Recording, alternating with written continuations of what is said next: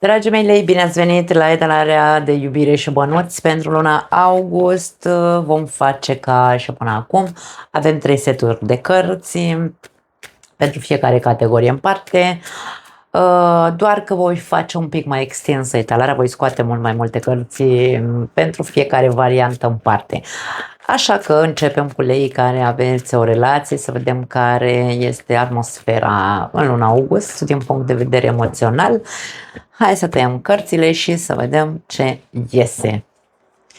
Prima carte, lumea, wow, ceva se încheie sau se ajunge aici cumva la un soi de concluzie în relația voastră. 4 de spade, ok. Și justiția. Unii dintre voi v-ați hotărât să vă despărțiți. Doare ca dracu, din câte se vede. Nu știu dacă este vorba despre faptul că nu este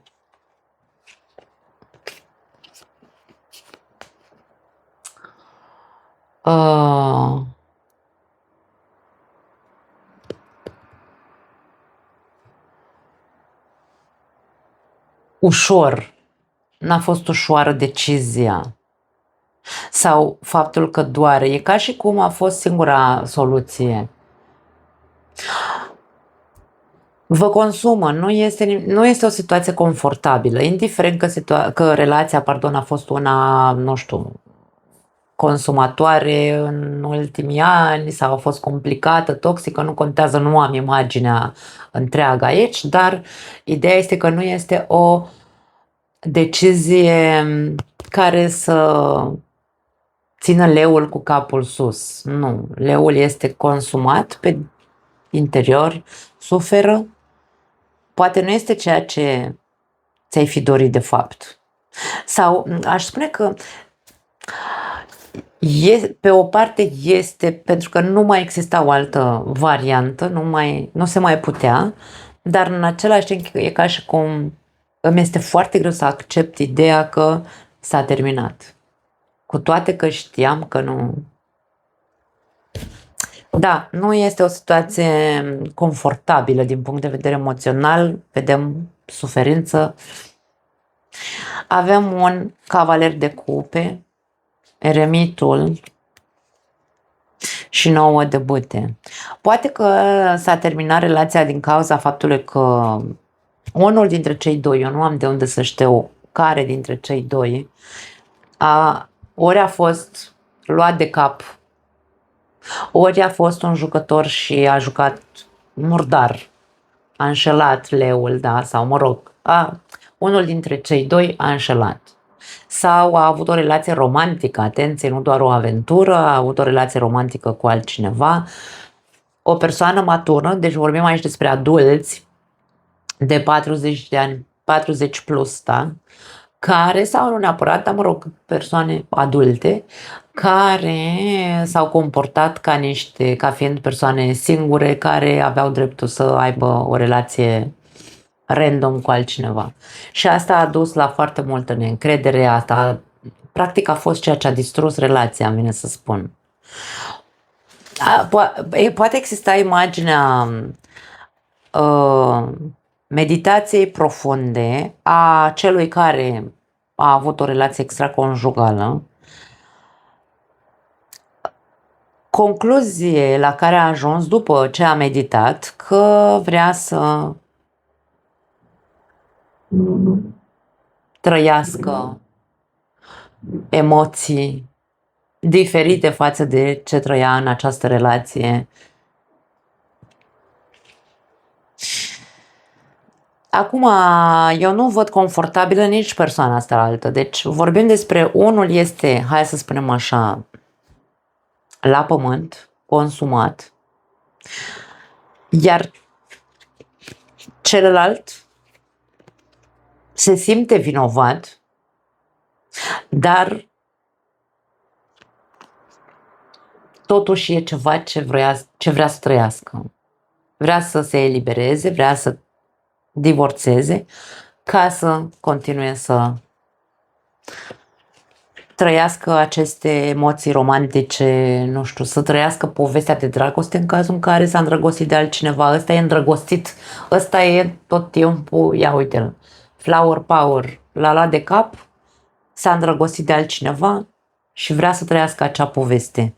Nu este, insist, nu a fost o decizie rapidă, a fost o decizie meditată.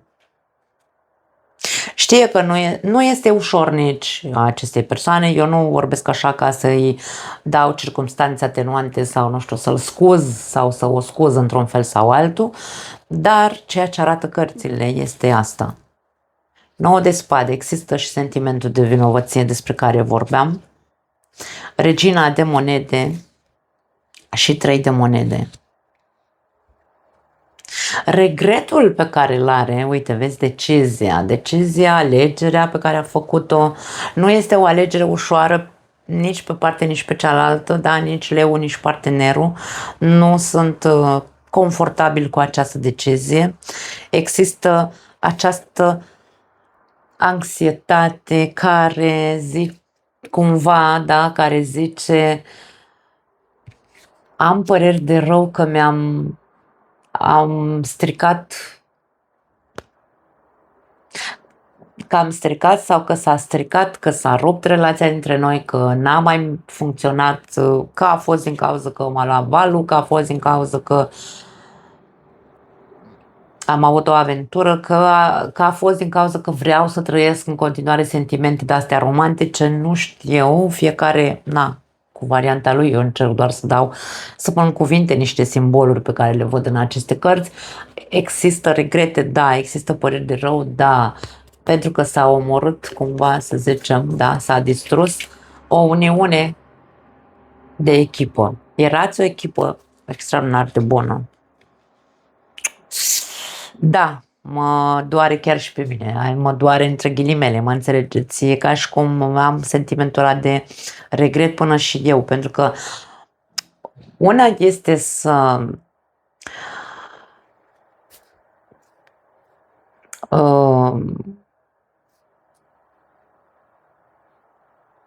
accepti fără să te doară sau să ai regretul doar că, aia e, n-a funcționat căsnicia, ce să facem? Dar când știi că relația asta a fost una solidă, eu empatizez cu voi pentru că eu am o căsnicie de 25 de ani, dacă între mine și soțul meu s-ar întâmpla ceva, m-aș simți exact ca aici. Da? Pentru că suntem o echipă extraordinară împreună. Și știu, empatizez, îmi imaginez ce aș putea să simt dacă relația mea s-ar termina mai ales din motive de-astea. De îndrăgosteală la 40 plus, cum am zis. Vă cred, dragii mei, vă înțeleg, empatizez, îmi pare rău că treceți prin acest impas.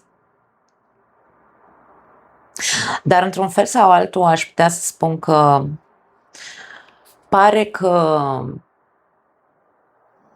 dacă ar fi să vorbesc despre un sfat, ar fi gândiți-vă la ce avantaje sau dezavantaje existau să mai rămâneți în această relație. Care erau plusurile și minusurile? Care era realitatea? Pentru că realitatea pare că era una foarte preocupantă. Da? Deci nu existau semnale de mai bine, de reparat sau de trecut peste sau de funcționat în continuare. Nu. Pare că realitatea era una preocupantă sau problematică.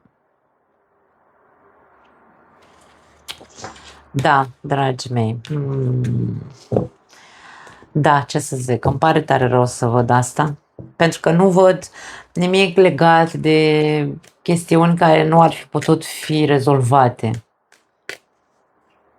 Doar singurul lucru este că atunci când unul dintre parteneri o ia razna și îl ia de cap altcineva și presupune că este îndrăgostit sau chiar este îndrăgostit de altcineva, atunci e complicat. Nu prea putem să facem mare lucru. Da. Ok, hai să vedem ce e singur, ce se arată pentru lei singuri în luna august din punct de vedere amoros.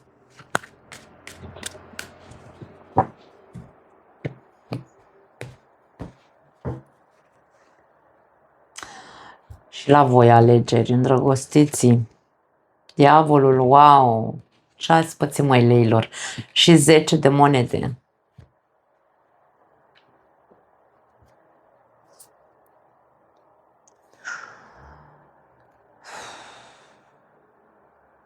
Îndrăgostiții reprezintă cartea alegerilor, dar în același timp are și o conotație de legătură, o legătură la ochi, o legătură karmică, poate fi, diavolul poate însemna ceva karmic, dar toxic, atenție.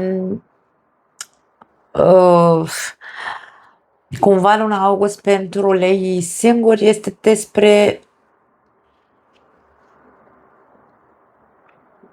a alege, îmi vine să spun a alege pozitivul și nu toxicul. Nu știu dacă e vorba de faptul că aveți o obsesie cu cineva care este căsătorit, da? Cu o persoană căsătorită mă refer, sau aveți o obsesie să vă căsătoriți cu cineva care poate n-ar trebui să aveți dorința asta, îmi vine să zic. Vă doriți să faceți casă cu dracu cumva, îmi vine să zic.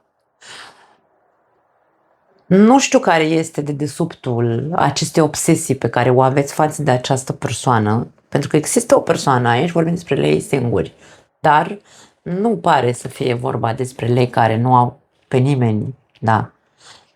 Vi s-au încrucișat cablurile în cap și nu mai faceți conexiuni neuronale sănătoase. Îmi pare rău să spun asta, dar aștept înjurăturile de rigoare. 10 de cupe, 2 de monede din nou. Aici e ca și cum sunteți avertizați. Măi, oameni buni, voi nu vedeți că ați făcut de fapt o obsesie?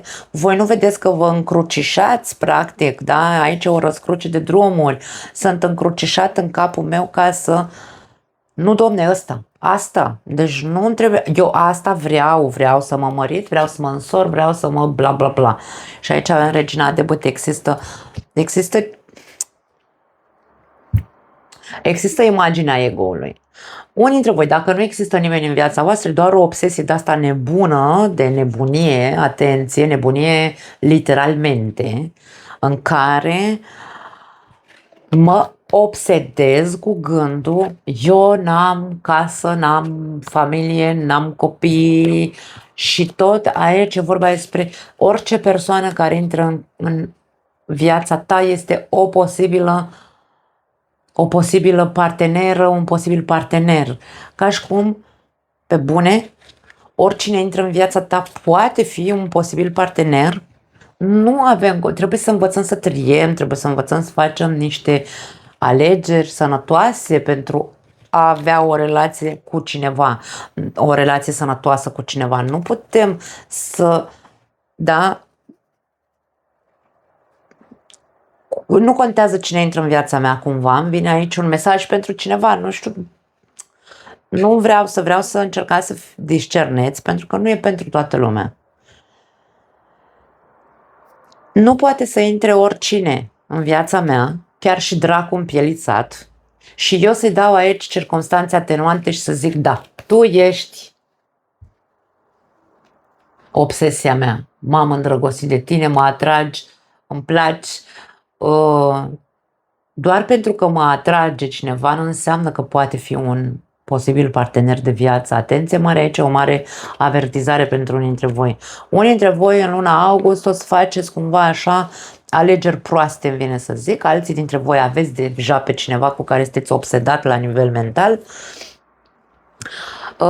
unde vi se cere discernământ, vi se cere să cântăriți, să vedeți într-adevăr cât de potrivită e persoana aia, într-atât încât să o aduceți la nivel de obsesie că nu mai există nimeni ca ea.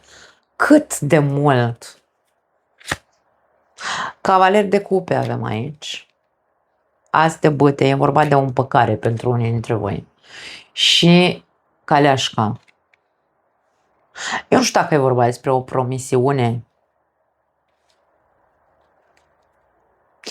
Avem Marea Preoteasă și la voi. Ai și Marea Preoteasă și Marele Preot în toate talările aproape. Da? De la berbec până la leu, aproape în toate talările ești. E vorba despre Marea Preoteasă vine întotdeauna cu energie de înțelepciune, învățare sau experiențe din care trebuie să învățăm. Are cartea în mână, întotdeauna vine cu o lecție. Da? Deci, aici e vorba despre, ok, ești o persoană adultă. Băi, dacă ai 30 plus, ești o persoană adultă. Se consideră că ar trebui să fii o persoană matură, nu o persoană legată la ochi, obsedată cu gânduri de-astea nebunii, da, de nebuni. Deci aici e vorba despre asta. Poate că există pentru unii dintre voi două persoane, poate fi și asta. Una poate fi căsătorită, alta poate fi liberă, dar aceasta care este liberă e ca și cum promite mult, dar face puțin.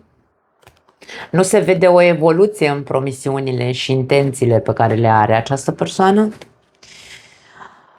Iar cealaltă persoană poate că este într-o relație și voi aveți obsesia, nu eu. Atenție, că poate fi, le vreau pe amândouă, adică când obsesia e a noastră, e complicat.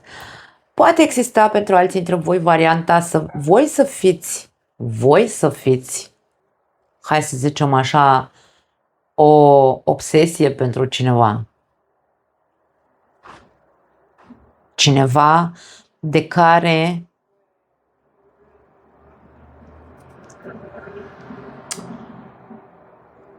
nu e vorba că voi fugiți, dar nu vedeți potențial, îmi vine să spun.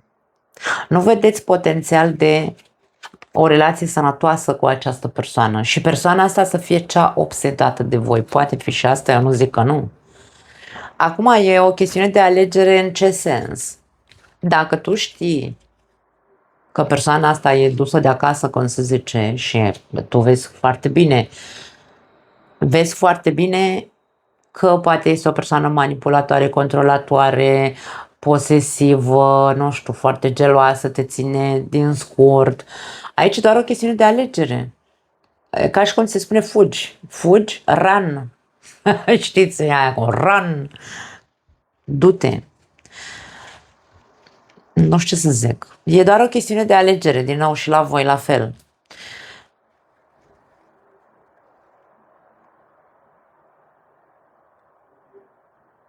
Aveți nevoie de multă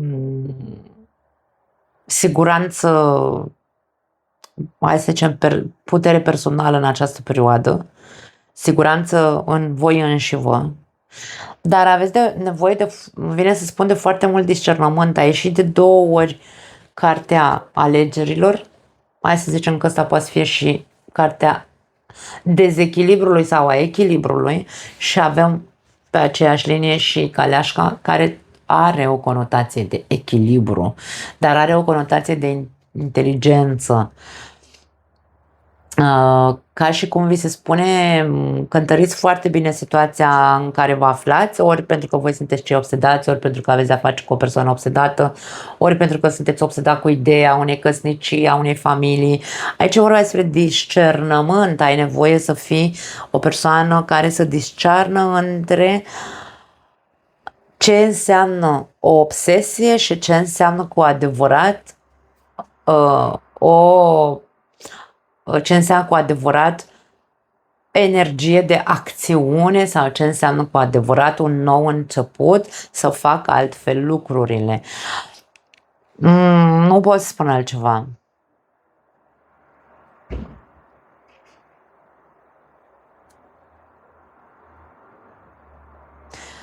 Pentru cei care aici Este altcineva care a făcut o obsesie în ceea ce vă privește. Aici este despre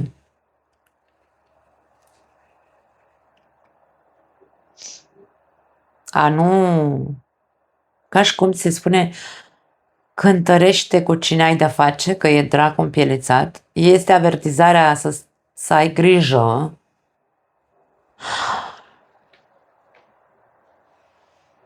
Și cumva ți se spune să nu crezi tot ceea ce ți se spune. Dacă se promite sau s-a promis sau nu știu, s-a întâmplat ceva, ai avut o relație cu persoana asta,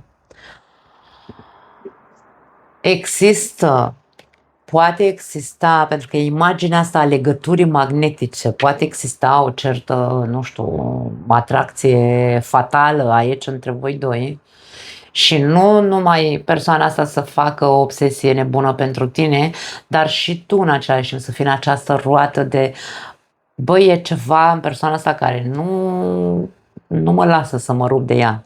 Și aici să mai dai o șansă, hai să mai încercăm o dată. De-aia vedem această imagine de cântărire. Nu sunt decisă, nu știu ce să fac, pentru că mă simt atrasă de persoana asta. Habar n-am, sunt într-un fel de ceață legată la ochi aici, nu pot să iau o decizie coerentă. Aș spune că, în principiu, sfatul este să nu dai o șansă deocamdată sau să nu iei o decizie de a da o șansă deocamdată. Pune puțină distanță ca să poți să ajungi să fii coerentă. Să poți să faci alegerea corectă pentru tine. Nu pot să spun altceva. Nu am altceva de spus. Trebuie să pui distanță între tine și această situație ca să poți să decizi ce e mai bine pentru tine. Pentru că diavolul nu aduce nimic bun. Relația nu este sănătoasă când apare diavolul sau nu va fi sănătoasă. Ne arată această imagine diavolul.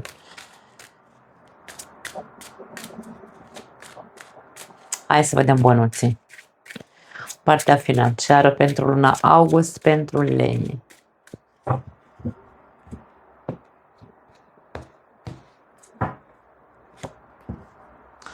Opt de spade, as de cupe, 7 de cupe, din start intrăm în avertizări din start. Și din punct de vedere financiar, acum poate fi vorba despre un blocaj pe care tu îl ai. Da? Unii dintre voi nu neapărat că vezi, Doamne, n-aveți un job sau n-aveți bani sau nu, e vorba despre băi, nu știu ce să fac, mă simt legat la mâini, nu pot să, da, sunt aici ca la pușcărie, trebuie să rămân în locul ăsta unde muncesc, da? Sunt constrâns, e un soi de constrângere optul de spade. Poate că unii dintre voi vă doriți altceva, dar nu prea se arată să fie, mai să spunem așa, o perioadă nu benefică, fructiferă în sensul ăsta. Da? Nu. Pare că este o perioadă complicată în a găsi sau a pune pe piață un nou proiect. Pare că este o perioadă complicată. De ce? Pentru că probabil din cauza faptului că este luna august, în general în luna august cam toate, nu știu, toată lumea și-a vacanță. Bine, cel puțin aici la noi, nu știu cum e în România, dar există un soi de blocaj. Îndrăgostiți și aici. Pajul de monede și regina de monede. Asta e bine, pentru că e un salt de la paj la regină, e un mare pas, aș spune. Poate că aici se află un sfat și zici așa: indiferent că situația este foarte complicată în acest moment al vieții tale, dragă leu, și poate nu vezi ieșire, nu vezi la orizont niciun alt potențial să începi, nu știu, să găsești altceva mai bun pentru tine. Aici e doar așa cumva o chestiune de nu îți pierde speranța. Aș spune că zice acest 7 de cupe ca sfat.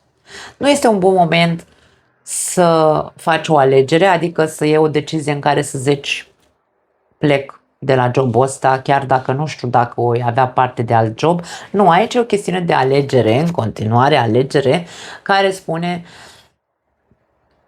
alege într-un mod, hai să spunem așa, realist, alege într-un mod coerent, fii foarte, privește lucrurile așa cum sunt. E nevoie să fie o persoană matură, nu să fie un copilaș care s-a supărat că nu e ok la locul de muncă sau nu este satisfăcut pentru că vrea altceva, speră la altceva, visează la altceva, ok. Dar dacă circumstanțele în acest moment sunt, păi, acum e nașpa perioada asta, șezi blând, mai așteaptă o leacă, nu știu ce să zic. Da? Deci aici vorba despre, ok, hai, comportă-te ca un adult și mai înghite și de data asta o lună de zile sau, nu știu, o lună, două, cât o fi, până vei avea posibilitatea să începi să depui CV-uri în locuri serioase, da? Nu știu ce să zic. Sau mă rog, nu în locuri serioase, în locuri unde salariul poate fi mai satisfăcător pentru tine. Avem rege de spade, as de bâte, deci va avea loc aici o schimbare, un nou început pentru unii dintre voi, dar va mai dura, nu e acum, nu se poate acum în luna august, da? Avem la capătul cărților impulsul, cavalerul de bâte ne arată această impulsivitate, nerăbdare, leul este o zodie de foc, eu vă înțeleg, empatizez și eu sunt zodie de foc, știu că nu stăm bine cu răbdarea, dar aici e despre acel realism de care am vorbit, este despre discernământ, este despre maturitate, este despre hai să fac socotelile bine în cap, da? Să gândesc coerent, să fiu realist, că nu pot acum să încep ceva nou. Chiar dacă mi este greu acolo unde sunt, o să mai pot să suport. Cumva e un soi de sfat, e nevoie ca în luna asta, ca în această lună, dragă leu, să suporți un pic ceea ce trăiești. Știm că nu-ți convine, ca și cum cărțile îți transmit mesajul așa. Știm că nu-ți convine situația, știm că nu ești confortabil absolut deloc acolo, știm că ți-ai dori ca mâine să se schimbe situația, dar deocamdată este piața complicată.